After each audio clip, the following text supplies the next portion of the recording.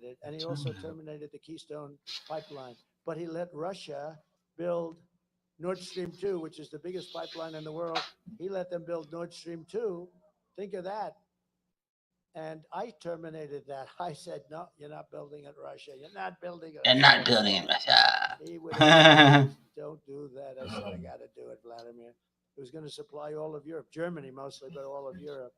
And I terminated it. And he comes into office and he immediately approved it. I said, what the hell is he doing that for? Trump approved it. Donald Trump was soft on Russia. No, that was the biggest project in Russian history.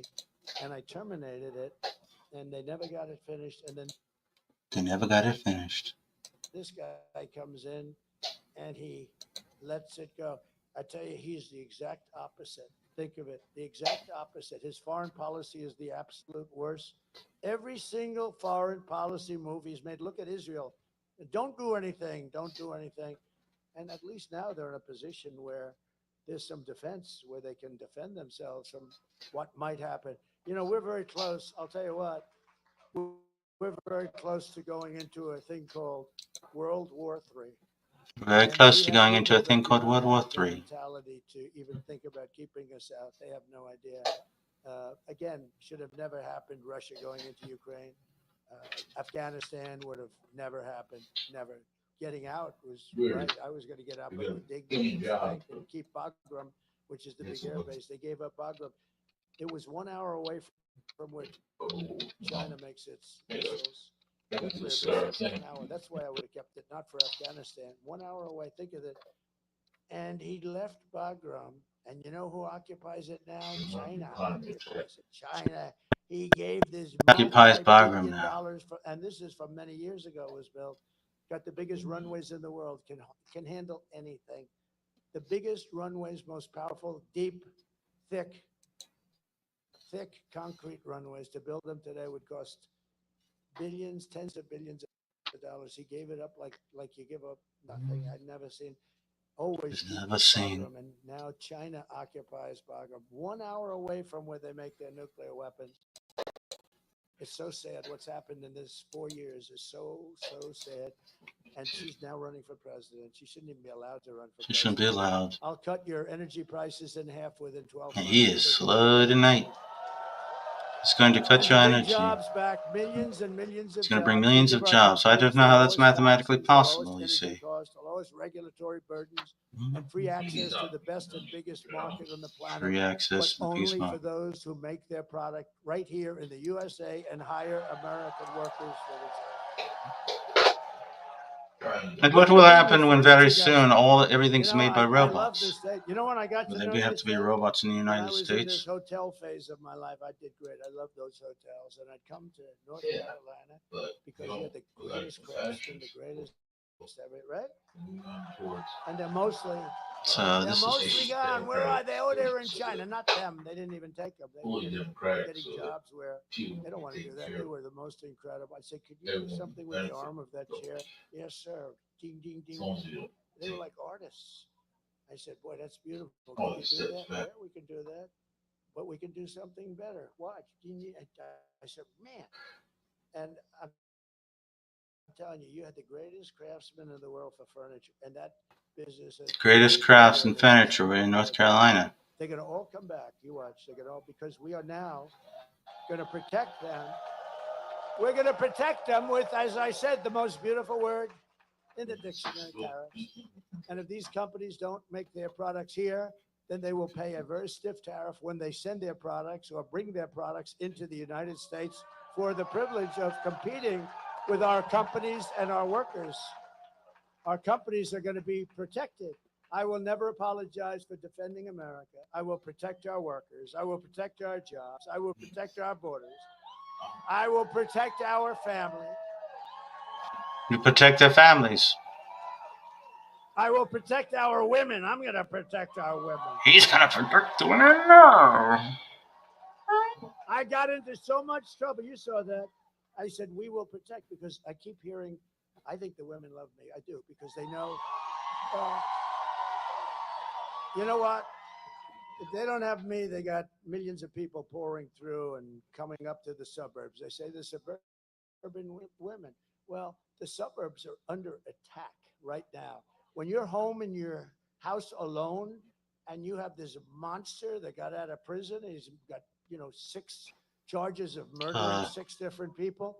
I think you'd I rather mean, have this is a Trump, very but here's what I weird did. I way, had a but group, very just the controversial. way What I Donald do is Trump very has used controversial. it. I don't care. I do the right thing. I 40, want to protect women, but I want to protect our men. I want to 60, protect our children. 65 American But service members died so I in took a little combat while poll, Trump was and president. This is just because of how horrible he is. and these horrible people back 45 were there combat said, deaths well, Trump is soft with women. I don't believe I'm in so tough with women. Afghanistan. They say Trump is so, he's very good with According men. to I what they've don't know. figured Thank you, so men. far, Thank it you, men. is No, I'm through the roof with men. She ain't 13. catching us, men. Let me tell you. No, I'm great with men, but I'm sort of like soft with the women. So, and I say, she goes, yeah, it's true. See, they I loaded know. up for 2013 hasn't been finished. She said, I love good. She's made it up. There was not a single death So I believe that caused women by have to be hostile protected, action men in have to be protected, 2022, everybody. But women have to be protected when and they're at home. 13 were killed in It's one very deadly bombing the year before. So when I did it, I said it. I came off stage and my genius is back. There's no real stats, but yeah, it's like he's the one that was saying your soldiers won't die. It seems like less people have died, although they haven't compiled all the records yet. But that's a stupid thing to say, but he says it. So I came back out. I said, could I do a poll, please? I love these polls because they're free. You know, I don't have these polls. It's 250,000 to interview 12 people, right? The polls are free. What happened? It's 200,000 to interview the people. And I said, is there any a crowd like this? This is a big crowd. I said, is there any woman that would be offended by the fact that I said I am going to protect you as your president? No hands. So I had like 20,000 people. I didn't have one hand. I didn't have one hand, not one hand. They were offended because you're trying to put an abortion ban in place. You know, this woman's very smart. She said, "Was that Pelosi?" Who the hell is that? You are a smart one. Wow. Was that Pelosi? No. Well, somebody else just said it was a woman who transitioned. You know. It was a woman who transitioned. I didn't say it. I know. You have to be very careful. Everything you say, you know, like there's some women that are very beautiful in the audience. I would never say that because if I said like that, her, well, you get a lot of her. If I said they were beautiful, that's the end of my political career. You're not allowed to say a woman is beautiful. You're not allowed to say a woman is beautiful. That woman's beautiful. That. Also, you refer to women as that. That's the end of your political career. Donald Trump said that are beautiful. Sort of like it, but you can't do it because. But you can't say it now at the end of your political career. 4 more years to straighten out this mess that these stupid people have given us. No, they want you to be very politically correct, and well, they can't say women are they beautiful. wanted to be politically correct. She was the least. She was the least qualified person. You had 12 other people, and she was number 13 in every poll. In every poll, if he got out, but it should have been his decision. You know, he goes through and he gets these 14 million votes. It should have been his position. I don't know how you can just take it away. They think of it. This is a famous moment in our country's history. They went in and they said, "You're out," to the president of the United States. They said, They went in and they told the president, Joe Biden, that he was out. And by the next day, he said, "Yes, you are." And by the next day, but they went in. Yes, they are. His presidency. They went in and they took his presidency away, like taking candy from a child. And it was very shortly after he got the nomination, you know, not talking about a long period of time. They should have done it, or if they were going to do that, they should have held another primary and let 20 people run, and if she could run too. But they just had it because they wanted to be politically correct, right? And it's a very bad thing. The Democratic Party is private concern. They can nominate anyone they want. There's nothing in any laws about who they nominate. But I do complain because, you know, as I don't think primaries weren't around until the 50s, right? You know, they say 40s. They always say Donald Trump is a threat to democracy. He is promised to go after his political opponent and put them in jail. He's terrible. He's promised to put them in jail. That's what they're doing to me. That's what they're doing to me. Okay? If you do really good Trump, you should be doing it. But I understand if you're not up for it. But if you get them in the mood, you should come over. Take over. Saying, he has said that he's going to put people in jail. And he's going to go after this one and that one. I won't mention their names. But he's going to go after them, put them in jail. How stupid. That's exactly. How stupid. I had like 20 calls. How stupid. She's talking about this. That's what they're trying to do to you. That's what they're trying to do to you. But we're going to be very successful. You know, we won the big case in Florida. We won the big case in Florida, you know. Didn't really win the big case in Florida. The scammers. The scammers. As we rescue our economy, I will also restore our borders. Again, I believe the borders are the single biggest problem that this country has had in 100 years, because their country is not even thinkable.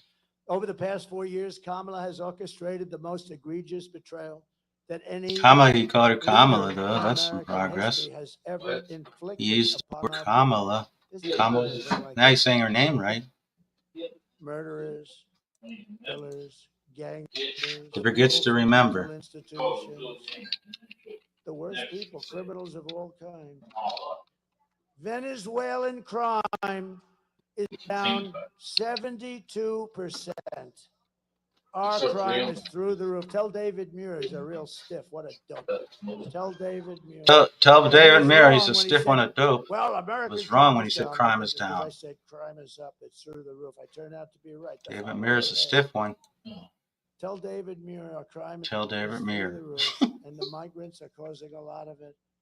But she's violated her oath of office. She's eradicated our sovereign border and unleashed an army of gangs and criminal migrants from prisons and jails, from insane asylums and mental institutions. You know, when I say insane, I'm going to go over here.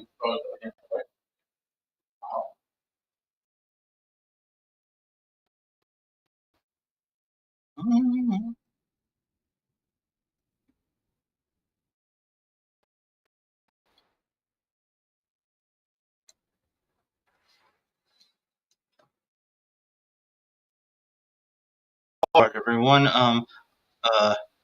lead the Trump rally, and I want to show you this.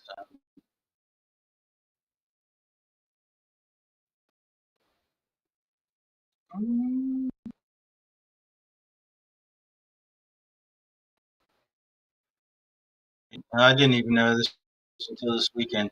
Woody Guthrie wrote the lyrics to, recorded a song about, Fred Trump.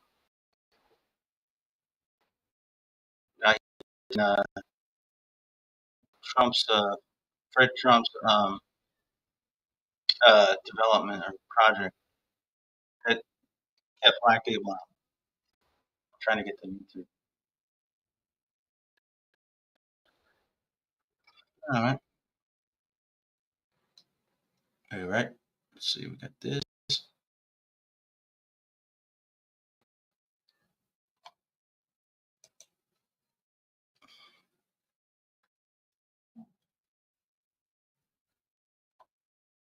I don't like the way my.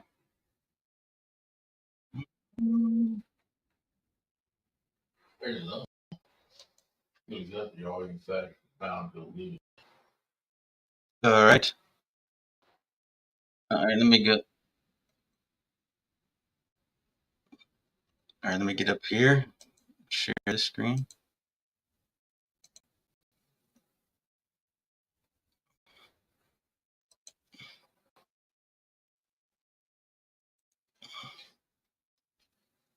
All right. Here's some interesting information to share about Woody Guthrie, the folks, and this is.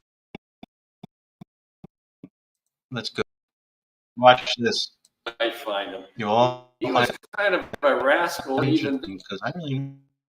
then. He was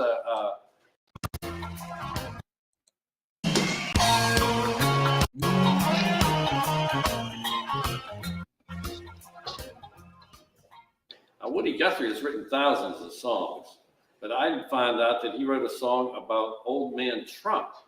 Turned out that when Woody Guthrie was in New York, he rented a room at the Beach Haven Family Project. And as a result, guess who his landlord was? A guy named Fred Trump. No, he's not anywhere close to God, but probably the other way you might find him. He was kind of a rascal even then. He was a racist, and he had a mustache that I don't know if it looked like Charlie Chaplin or Adolf Hitler, but he shared the same piece of hair under his nose as those two characters. You can pick your I think choice the scary thing is that Fred Trump was a brilliant Trump. Project was for whites only. This is in New York City. Like if he had come now, Alabama or Mississippi. he really would be like. And so one day, Woody Guthrie, who played music in Greenwich Village with the Bohemian culture, even back in the 50s. The richest person in the world. He would be like a guy named Brownie McGee. Trump was trying to get the shooting of the United States, but he actually would be doing it in. To his house. He's actually and Trump told him he really couldn't have him there, and he would face eviction. So if you think Woody Trump with brains, the same evil, but a lot smarter. Old Man Trump. Well, I suppose an old man Trump knows just how much racial hate he stirred up in that blood-bought human heart when he trod that colored line here at his Beach Haven Family Project. Beach Haven ain't my home. No, I can't pay this rent. My money's down the drain and my soul is badly bent. Beach Haven is Trump Tower, where no folks, black folks come to roam. No, old man Trump, old Beach Haven ain't my home. Well, I'm calling about my welcome to you and your man boat. Welcoming you here to Beach Haven, to love in any way, please. That's some kind of decent place to have your kids raised up in. Say Beach Haven ain't my home, I just can't pay this rent. My money's down the drain and this road is smelly man. Beach Haven is Trump Tower, where no black folks come to roam. No, old man Trump, old Beach Haven, it ain't my home. Well, like they say, a rotten apple doesn't fall far from the tree. That's true. But that was a good rendition of what the lyrics must sound like. I don't think it was ever recorded by Woody Guthrie. How old are you, your father? They sing about your father from 1952. Oh yeah, they got the lyrics and the music. Eventually, all right. Just go here.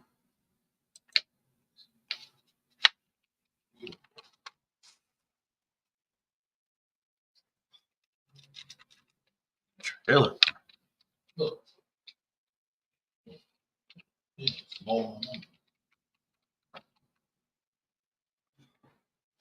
The trailer parks are very beautiful. However, I don't see how anyone would want to live in a place that just shows advertisements for movies. All right. Now let's go for this one. And let's see. This will be. I think this will be.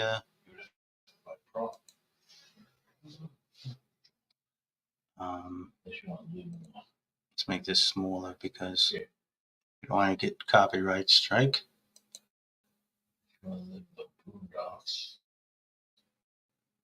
That's where I want to live. Down in the boondocks. But you want to live in the boondocks and get out. Sounds quite good. Down in the boondocks is a quite good song. 60,000. Did everyone here watch The Night of Only Murders in the City? It was an extraordinary live documentary. Yes.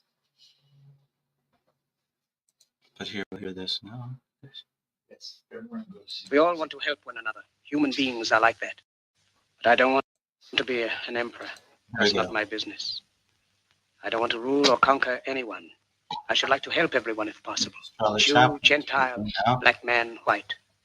We all want to help one another. Human beings are like that. We want to live by each other's happiness, not by each other's misery. We don't want to hate and despise one another. In this world, there's room for everyone, and the good earth is rich and can provide for everyone. The way of life can be free and beautiful. No, you would think. But we have lost the way. Greed has poisoned men's souls, has barricaded the world with hate, has goose-stepped us into misery and bloodshed. We have developed speed, but we have shut ourselves in. Machinery that gives abundance has left us in want. Our knowledge has made us cynical, our cleverness hard and unkind. We think too much and feel too little. More than machinery, we need humanity. More than cleverness, we need kindness and gentleness. Without these qualities, life will be violent and all will be lost. The airplane and the radio have brought us closer together.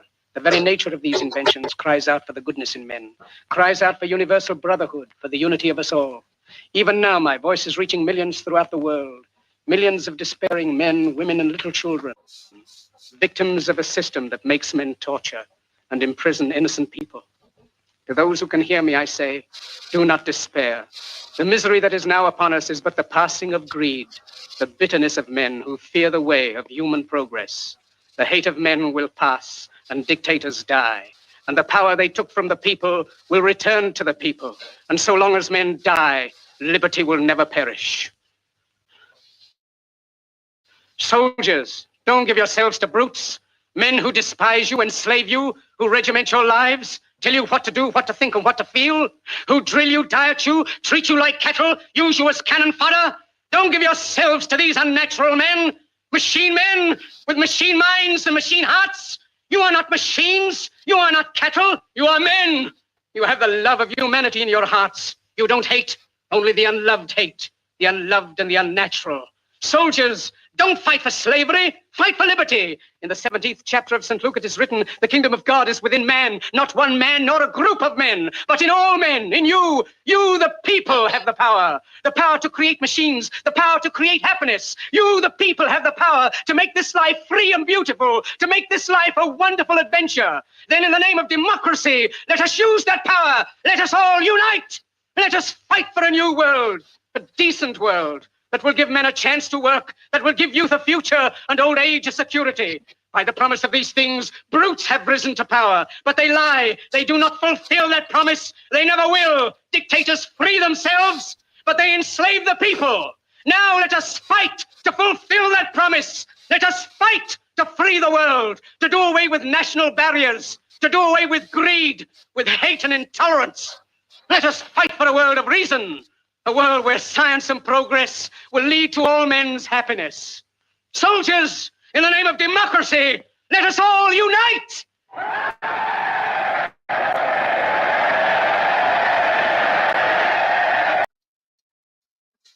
All right, so now before you MAGA people get on here and he said the international borders, that just meant, you see, this film was set in the far future where there, it was a dystopian world where they didn't. There's something about how they had the countries divided. It's not. He's not talking about the United States not having borders. So don't. I did want to edit the speech, but I also know there's a bunch of Nimrods out there, so I have to put that the context for that one. All right. And now we'll go back. Let's see. We go back to the no. The Ravens play tomorrow. They're 5 points. What? They're not favorites. Let's see what the point spread in the game. Ravens point spread. Yes, Denver.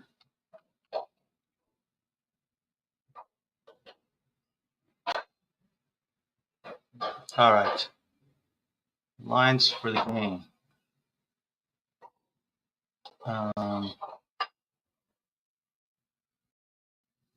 9 odds. 9 odds.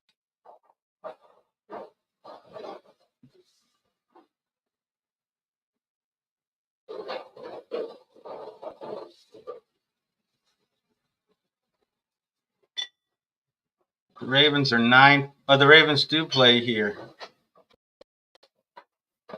The Ravens are at home and they're 9-point favorites. The Ravens are at home and they're 9-point favorites. That's a high average. Some other games. The Dolphins are 5.5. The Dolphins are 6.5 underdogs against that Buffalo. The Bengals are 7-point favorites at home against the Raiders. You said 27.1 for 30.4. Well, no, something's wrong because FanDuel has them at 5.5, and the other source they use, I don't know what the other source on this puts them at 6.5. So there's some information in there that Miami has more of a chance than it sounds. Because Josh Allen might not be 100%. Yeah, so Josh Allen will be hurt. Josh Allen's not 100% bad. Yeah. Wherever Josh Allen goes. Which he must not be, or they wouldn't be fudging those points. If he was 100%, it would be double digit. And here's another big point spread that I would take the. I know that the home team is going to win this game, but the point spread is really weird because this team doesn't really care about their point differential. Kansas City. Now I know Kansas City will win, but I'm not so sure if they're going to run up the score. They don't try to score. They kind of put it away. They put it away and then they just run it out. Yeah, I'd go with the points. So I'd take Tampa on the points there, even though Tampa has a lot of terrible injuries. Even though I think Kansas City will win. Oh God, yes.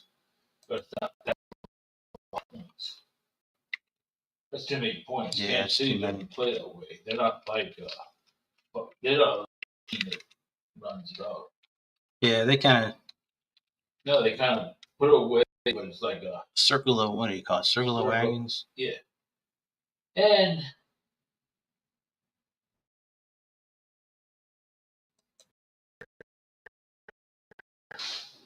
defense and stuff. That's why they're undefeated. Yeah, that's another thing. They're going to start. They're not going to be undefeated. But I think they'd be 4.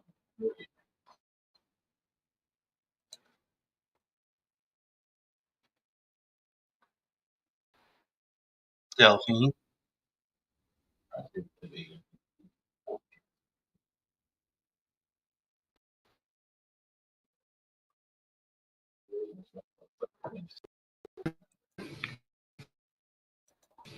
More than anything else, she still sees compassion. She still sees our wonder. And this is what I want you all to remember. We have a lot of work to do in this country, but it is joyful work. It is purposeful work. But it is an undeniable fact that we live in a more perfect union than when we started. When most of the folks in this room couldn't vote because they weren't a department stores as a young woman. But for 8 years, she had the best view in America from her room in the White House.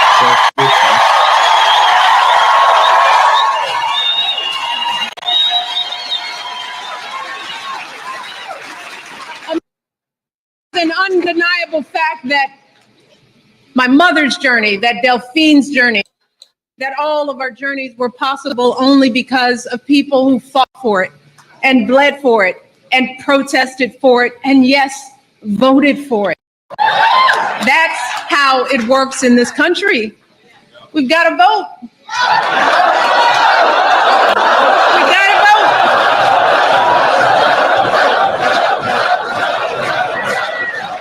And if we care deeply, but we do not cast our ballots the people who win those elections will not assume that we care. They'll assume that we don't. They will assume that we are happy to hand our power over to them. See, our absence will not make those in charge hear us better. And I've been at seats of power. I know how they think. See, instead, our absence will be taken as our consent. They will take our indifference as part of their mandate to do whatever they want. Folks, the process will go on with or without you. Decisions will be made, judges will be appointed, laws passed. So we have 3 days, y'all, to make a difference in this election and take part in the process.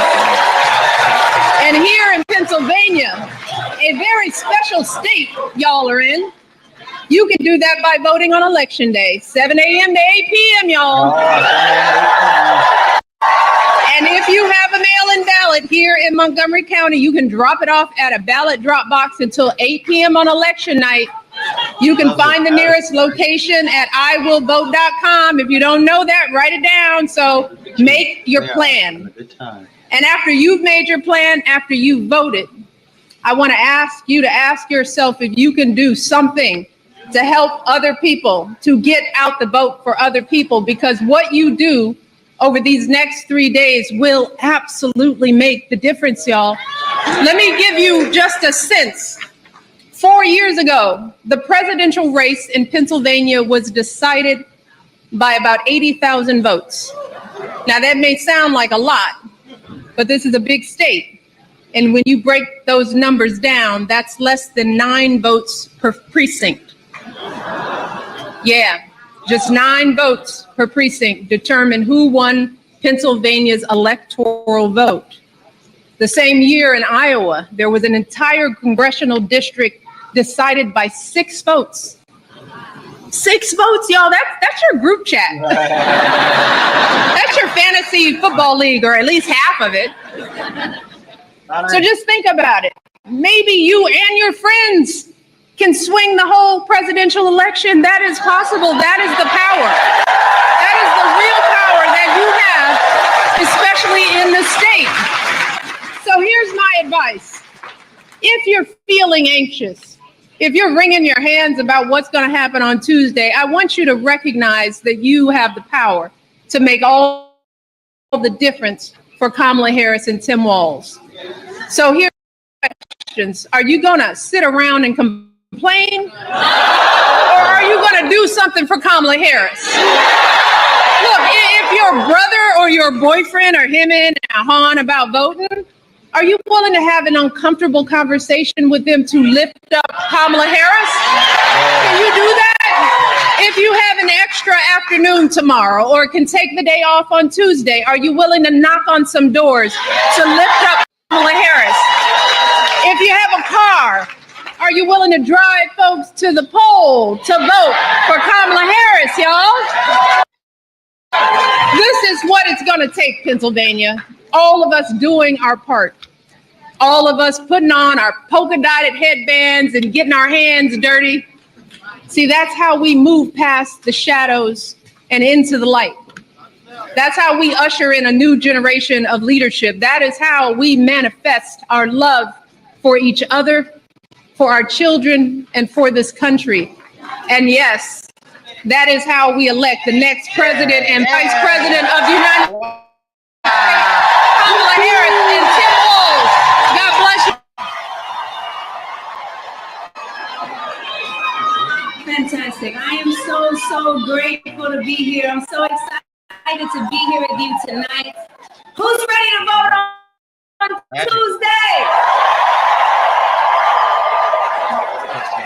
So I'm talking about, we bring all our friends, all our family, all the people we know. Because Pennsylvania, I love you. Thank you so much for the love. Thank you. I believe that our vote is a precious gift. It's a gift of love that we give to each other. But that gift wasn't just Yelling at Alicia.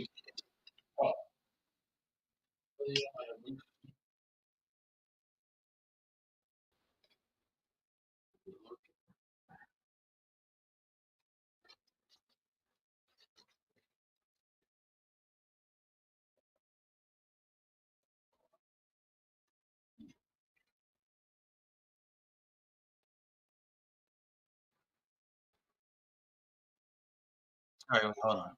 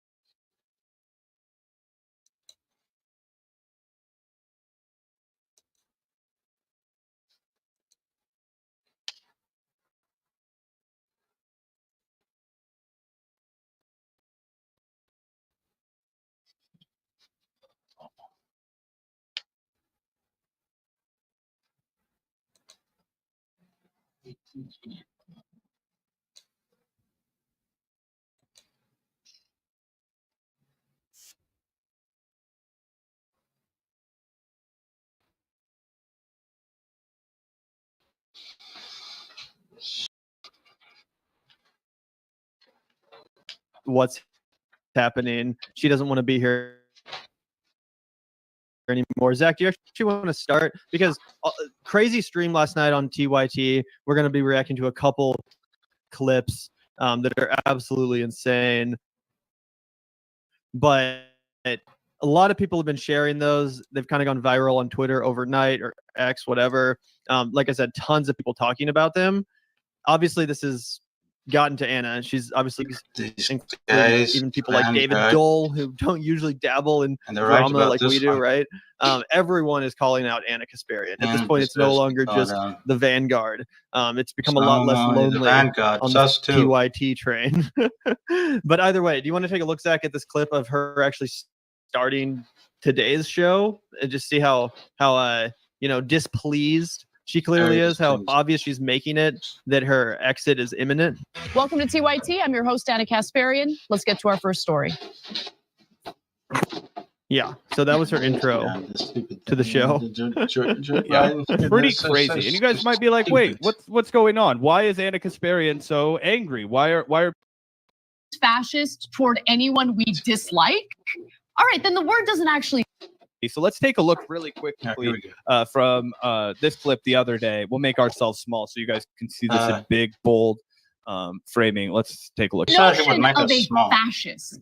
Because look, if we're just going to use fascist toward anyone we dislike, all right, then the word doesn't actually mean anything. Okay, what do you want me to say, Anna? You want me to say wannabe dictator, Sure, you can say want to be dictator, but I don't even think he wants to be a dictator. Of course, he wants to be. Of course he does. That's what you do when you lose an election and you go, oh, I got fake electors, and I'd like to terminate the Constitution and bring out the tanks and use martial law against American citizens and shoot protesters. I mean, if that's not fascist, then I guess the word just shouldn't exist.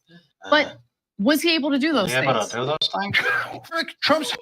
Really quickly, guys, we can play that first portion again because it's mind-boggling how crazy it is. But I also want you to know that this is the identical argument employed by people like Ben Shapiro.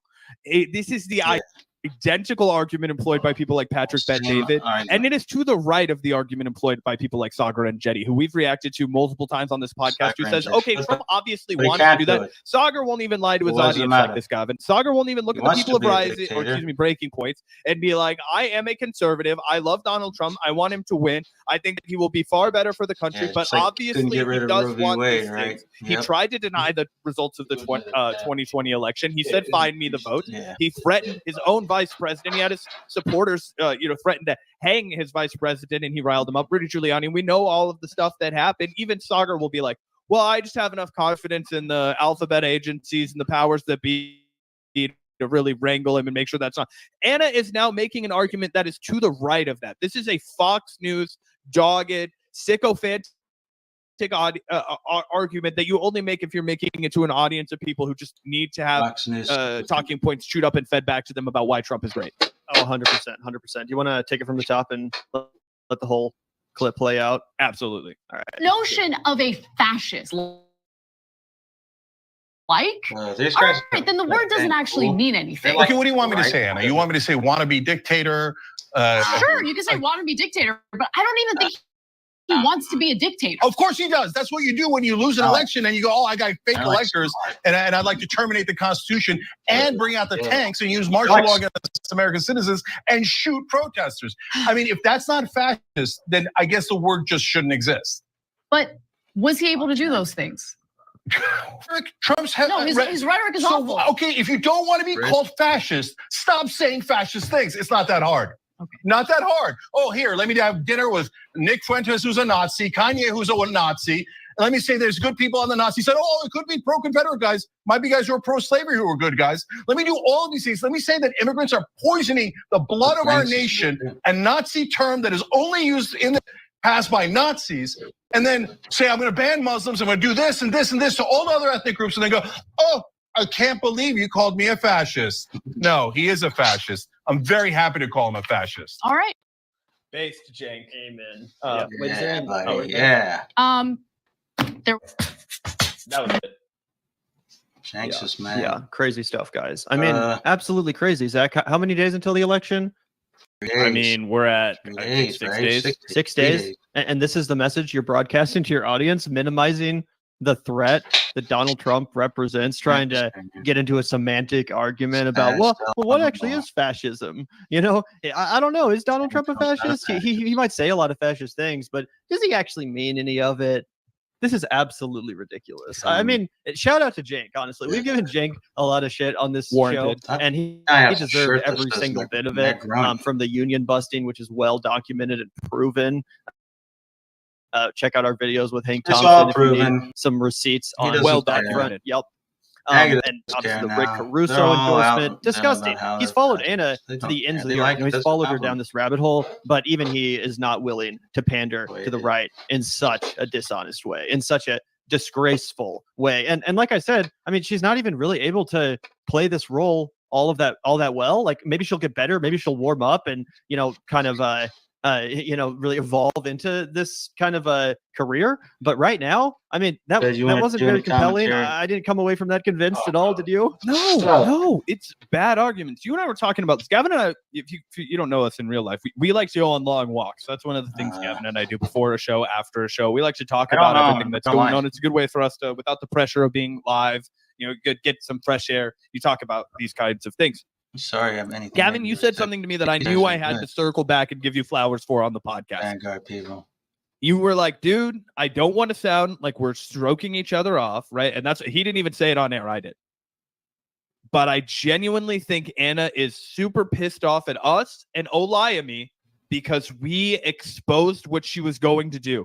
We let everybody know, not months, years in advance, that she was slowly other guy looks plotting like her Corey Feldman. time away from he's pretty TYT. cool. We've already called them the Rave Dubin Factory for a long this other time over guy there. has, It wasn't just Brody, Dave but he's Rubin. cool. It wasn't just Jimmy Dore. It's Anna Kasparian. And as Gavin said, Jake followed her all the way down. But his morality got in the way. Say what you will about Jake. He's a guy that only says shit that he believes. He does believe in the capitalist extractive method, right? He'll say that live, broadcasted on the Young Turks. That's the one thing I do respect about him, is he doesn't try and hide who he is. He's like, I am an antiquated kind of whatever. These are my beliefs. But what I was really trying to get the point out is that if it weren't for people like me and Gavin, I mean, I'm not trying to give us too many flowers, right? Lively went on the Young Turks. She did the hard work, right? She went on Leftist Mafia and looked at 5 other people and were like, why are we playing Coddle the White Lady, right? Why are you guys so afraid to call this woman out?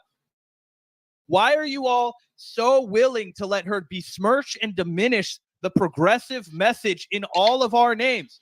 Because whether you like it or not, the Young Turks are the de facto progressive network. At least they were until they ran it into the ground. And Gavin, I think you're 100% right with that analysis. Oh yeah, well I appreciate that, man. I appreciate that. I think that ourselves, you know, in addition to a few other channels and a few other commentators, we have kind of, in a sense, prevented Anna from being able to execute this grift in the way that she otherwise would have been able to do, in the sort of graceful fashion that I'm sure she thought she would be able to, right? She watched Dave Rubin do this. She watched Jimmy Dore do this, and they got away with it. You know, for the most part, they were able to parlay that grift into a very successful career. Now, Jimmy is definitely fizzling out. We can talk a little bit more. His chicken's coming home to roost. A bit about that. And obviously, Dave Rubin, you know, he's irrelevant, but the dude is rich as hell. We learned that from the Tenant Media scandal. The dude was raking it in, probably still is. Told us he got paid like $1 million his first year after leaving the Young Turks network.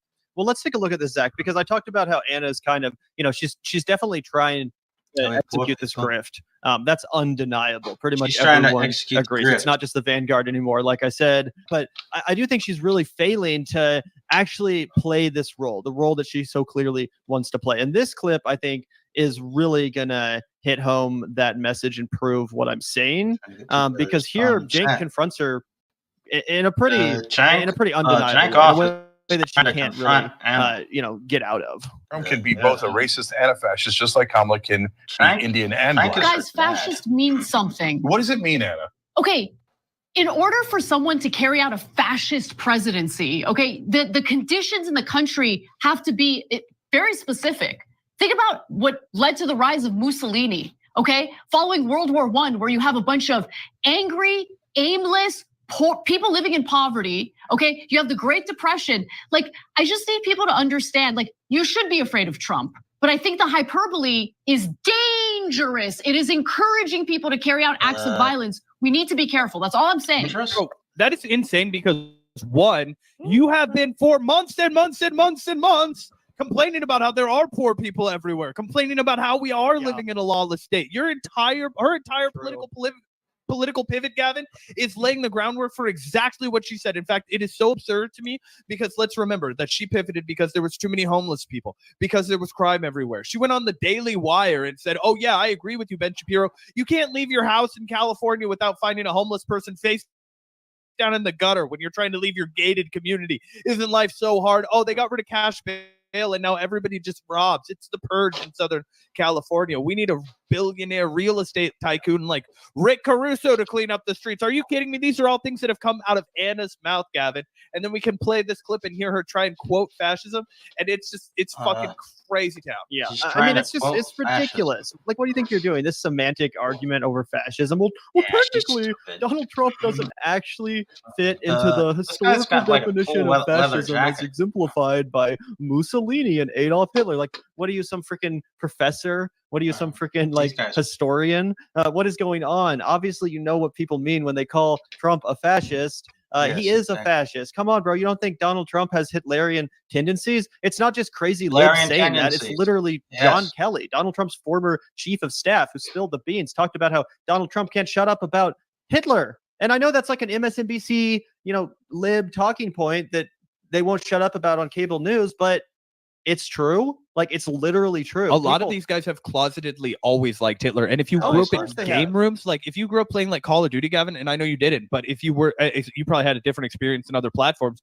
But like on World of Warcraft or like playing COD or Halo, there were constantly dudes that would be like, you guys know that Hitler actually had a lot going on. Of course. And that's like mainstream and in the Republican Party right now. It's not even just in the Call of Duty waiting room. It's, like, it's literally mainstream in the Republican Party to believe this now. And yeah, of course Donald Trump is a fascist. My entire life, Twitch when they both parties have called the other gaming person fascist, you know, like they called Obama a fascist, and under George Bush, the Democrats called Bush fascist, right? And it's always, of course, been hyperbole. Even George Bush, being the war criminal that he was, it's true. I don't think that George Bush fits the definition of a fascist. You could make traits of fascism. If you look at the definition of fascism, are you kidding me? Even the one that Anna laid out, where she started talking about the masses of poor people. And it's like, America. And like, what? Have you seen where do you think you live? Do you think you live in Switzerland or something? Like, and I feel like she kind of started to realize that halfway through her own answer. She's like, oh wait, that's not going to work. Got to pivot into this other thing. And she's like, don't get me wrong. You should be afraid of Donald Trump. Just like, you don't have to call him a fascist. Do you condemn do you condemn Hamas? Do you condemn the rhetoric?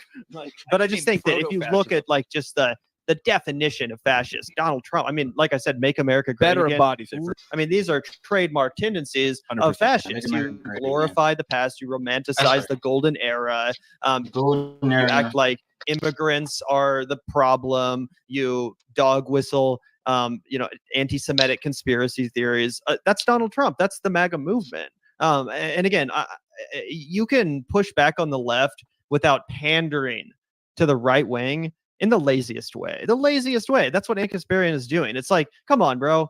If you're going to be a right winger, if you're going to be a contrarian or whatever, like at least put some thought into it. Bro, I know. Try. Like, let's listen to this clip and you tell me if this couldn't have come out of Tucker Carlson's mouth if he's trying to take away an obvious W for AOC.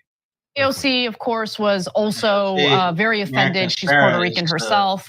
In reference to Tony Hinchcliffe's racist, fell flat, not even funny joke. As a legislator, I would insist that AOC look into reforming the Jones Act. That's causing a lot of damage to Puerto Ricans as we speak. Yeah, I'm sure she knows that, though. To be fair. AOC.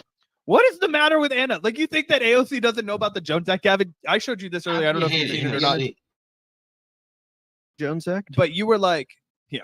But you were like, obviously she knows about that. If you and I know about the Jones Act, if you guys remember, if you guys remember Hurricane Maria, you probably didn't follow it maybe super closely if it wasn't something that directly impacted you, but it was devastating, guys. It happened when Donald Trump was president. He famously like shot basketball hoops to a crowd of desperate people with paper towels. Yeah. And like made a whole show of it. It was all just publicity stud.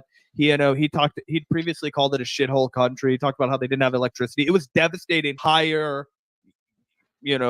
of Puerto Rico. I almost called it the nation of Puerto Rico. It's devastating. We colonized that territory, right? We are the colonizers of Puerto Rico. Everything in all of America is colonized. Yeah. I mean, that's true, but I feel like specifically that you can't vote in Puerto Rico. It makes it even worse. It's so much franchised. Yeah. Not only that, you're legally not allowed to. Yeah. And you're a fucking House of Representative congressperson can't even vote. You get one like Guam, but it doesn't count. Yeah, 100%. And again, let's take a look here because Anna, she sees the controversy, she sees the criticism online, and she can't help herself. She's rage tweeting, desperately trying to defend what everyone is mocking. That being the clips we just played for you guys. Here's the Emo Dragon. Shout out to Emo Dragon. Posting the screenshot. We're blocked by Anna on Twitter, so we have to rely on accounts like this. I've been a soldier a long time, fellas. I also don't think So Anna says, I don't support Trump. I also don't think it's helpful to call him a fascist or a Nazi. Those words actually mean something beyond not liking a candidate. I also don't think listening to or reading the perspectives of conservative voters is a flaw or something I should feel ashamed of. And this is actually quote tweeting our friend of the show, Christina, from the Twitch channel Cosmopolitics. Shout out to Christina. And she says, this is what consuming right-wing media does to a person on the so-called left. quote tweeting one of those clips that we just played. This is true. Anna's admitted that she watches conservative media. She's admitted that she, absorbs right-wing media, which is fair. So do I. I also watch right-wing media. I watch a lot of media just to keep up with everything and just to keep your, keep tabs on the pulse of what people are talking about. When you do this for a job, you kind of have to. But either way, again, this is ridiculous. Why are you doubling down on this? Obviously, like I said, if you're going to call any American politician a fascist or a Nazi, Trump fits the bill. It's just accurate. Like I'm so sick of this, where Trump acts like a Nazi. He talks like a Nazi. What's that expression? You walk like a duck. You quack like a duck. You're probably a freaking duck. A fucking duck, man. But then people like Anna Kasparian and Piers Morgan, they turn around and then they gaslight you and act like you're them for pointing that out. You know what I'm saying? It's like abusive behavior, being kind of abusive. They'll say, "Well, how dare you point that out?" That's people use the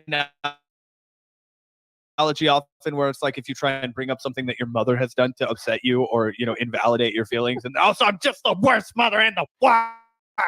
Oh, okay. Well, I guess we just won't speak anymore. Some of us know what it's like to have a mother like that. It's best if you just don't speak anymore. Isn't that kind of what this gives though? 100%. Like, bro, we all see what we see, and again, I mean, obviously, it goes without saying, but pull the tape. Watch Anna Kasparian during the Trump years. She saw it with her own eyes. She accurately identified Trump for who he was. And also the funny thing about this is she's out here calling out people who act like Donald Trump is a fascist. And she's like, this is not helpful. It's bad. Completely ignoring that her own. Thanks.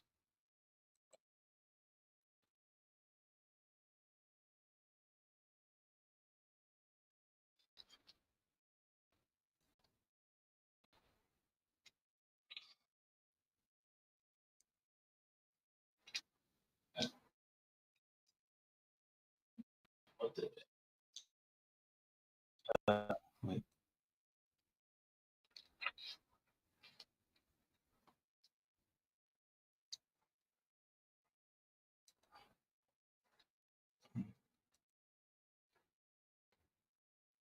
Tank Eagers.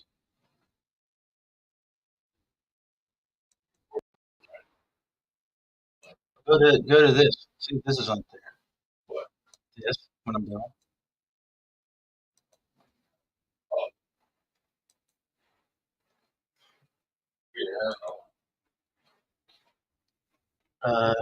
LNB, right? See this? Yeah, it looks like a duck. Yeah, there it is. Acts like a duck. It's a duck. See? Funny. That's accurate. All right. Right here, we're gonna look at these guys. These guys are like in the platonic.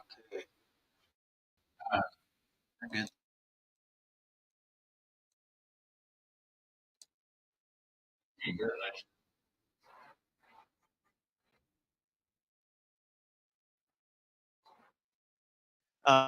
I just think it's pretty clear that even if even David's joined the train, then yeah, it's pretty obvious what's happening. But the point is, what a weak defense from Anna. Jink says, "Oh well, he tried to steal the election. You don't think that makes him kind of a fascist?" And she's like, "Well, he didn't succeed. Like, yeah, that makes him a dumb fascist. That makes him an unsophisticated and unsuccessful fascist, but a fascist nonetheless. A failed fascist, yes, but a fascist nonetheless. And actually, that point is the fact that he didn't succeed. That's actually why it's so important that we don't let this dude back in power into the White House, because guess what? You don't think he's gonna have learned from his mistakes? Why do you think his number one litmus test for his running mate was, will you do what Mike Pence did, or will you show me, loyalty?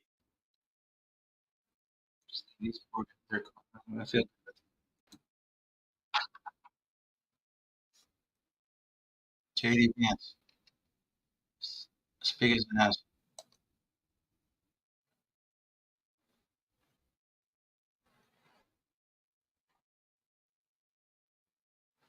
How far is York from how far is York from Harrisburg? Oh, well, further. Here. 83. What? It's 83, right? Yeah. Harrisburg is 90.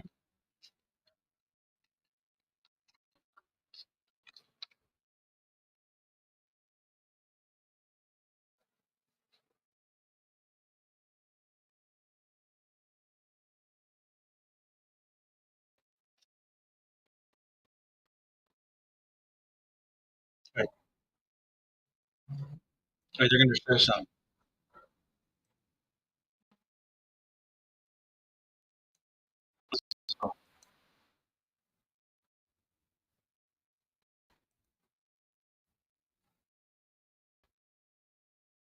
Happened last night. They're inside your fucking house, Jake, and they love us, dude. I think some of them are patrons because how else could they be? Anyway, it's glorious stuff, Jake. It's glorious stuff.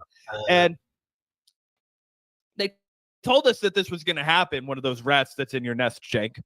We love them. I say them rat lovingly. We love having rats in the nest. You know, kind of like how the U.S. government likes to have them in left-wing movements. I like to have them in right-wing movements, right, Gavin? Anyway, we heard this come trickling down our pipeline. Gavin, what was your immediate reaction to this election night with the free press announcement? I mean, yeah, let's go full screen so you guys can see all the names on this board, because it's quite a nightmare blunt rotation, as you can see. And this is specifically interesting, not just because Anna's part of the lineup, but this is election night coverage, 7 p.m. Tuesday, November 5th. That's prime election West coverage Coast time hours. Yeah. So this leads me to believe she's ditching TYT on election night. It's possible she still pops up. It's possible that she still makes an appearance on the Young Turks. But it seems to me that, you know, this is her new crew. Her new crew. Yeah. So I think two things initially stood out to me, Gavin, and I'll make us a little bit bigger for a second until we need to zoom in. All of the big names on this: Konstantin Kisin of Trigonometry, Barry Weiss, Matt Welch, Anna Kachian, and Dasha Nekrasova of Red Scare podcast. These are all Republicans. These are all right wingers. Okay, and the only three individuals I see on there: Richie Torres, Andrew Yang, Marianne Williamson. Those are left wing Zionists. So Anna has decided to spend her time making friendly with the left-wing Zionists and Brianna Wu's on there. She's a left-wing Zionist, right? Former TYTer. Okay, former Wolfpacker, I think. Is that what it was? Rebellion Pack, excuse me. Yeah. All those friends, all the Why I Left the Lefties, and then the Red Scarers and the who are also Why I Left the Left. The Red Scare pod also. Well, everybody watch the game tomorrow. It's going to be a great game. Before we leave, I want to show some segments from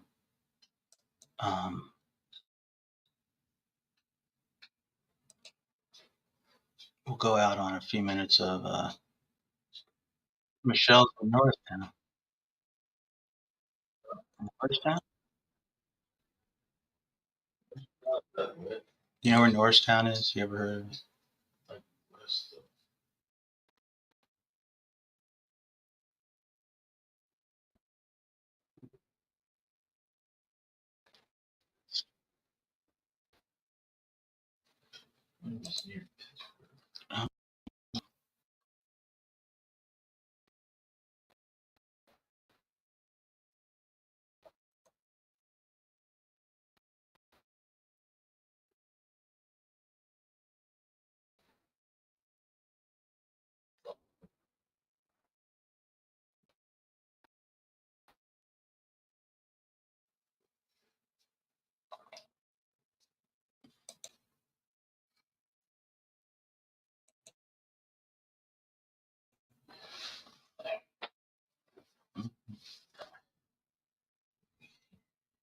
Oh, this woman here.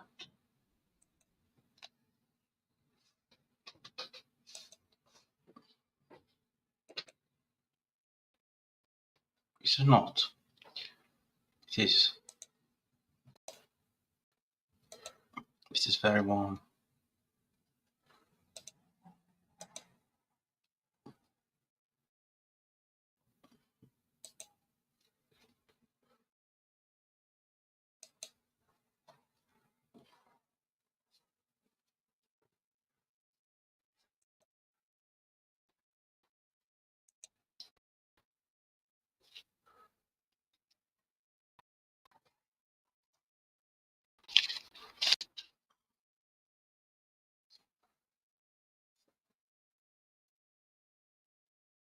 Just night of, the night of, only murders in the city. 10-4.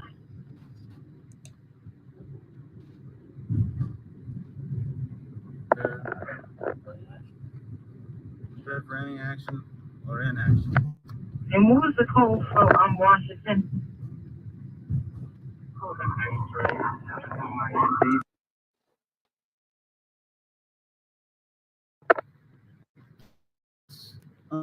A little further up.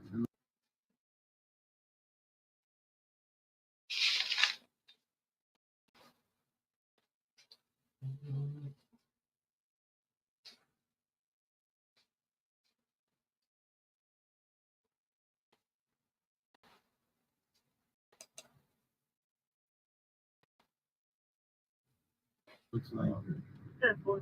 3-4 and 3 times. this is a town. It says 700 feet.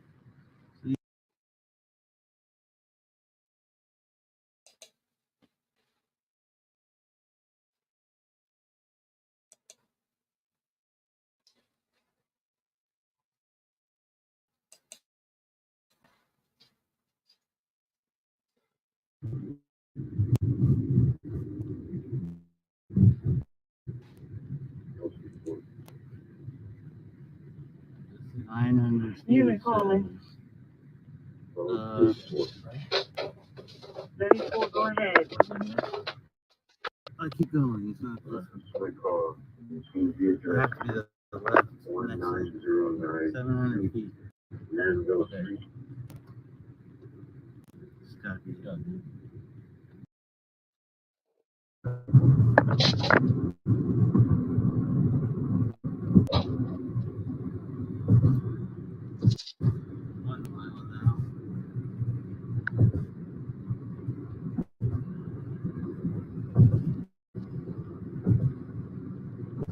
No, I'm sorry. Just for the tape. Shoot it though.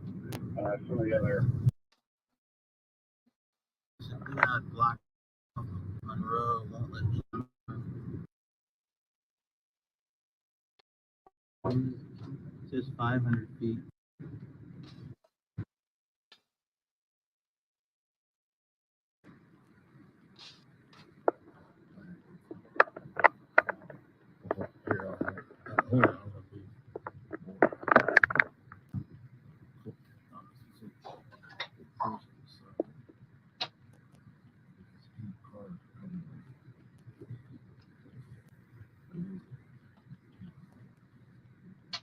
This guy's coming. Yes.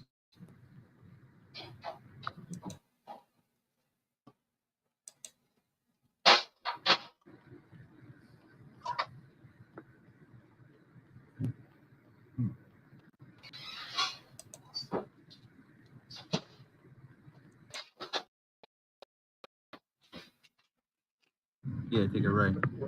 Okay. Respond code. Get ready to get him out of here. Go straight in.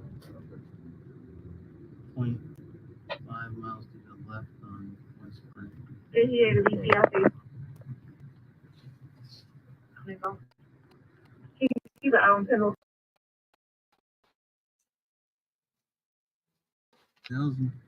This is, yeah, that's Edmondson Avenue. So we take a left? No, it says that we're here. Oh, we're here. At liquor store. Oh, liquor store. Okay. It's a 2,000 block. Okay. We'll creep up a little and I'll look down each side. Yeah.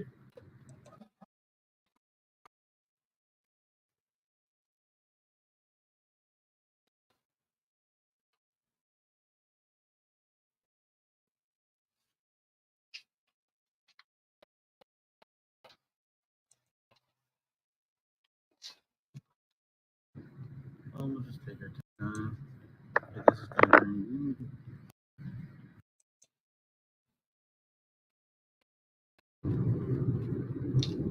All right, everybody. That's it for the night. Let me shut this down. It's so warm in here. Okay, everybody. Everybody have a great night. Like and subscribe, please. Straight people. Yes, Steve. I can't sit with them. What did you say? All right. We'll see y'all later. Don't forget, it's Saturday night. All right.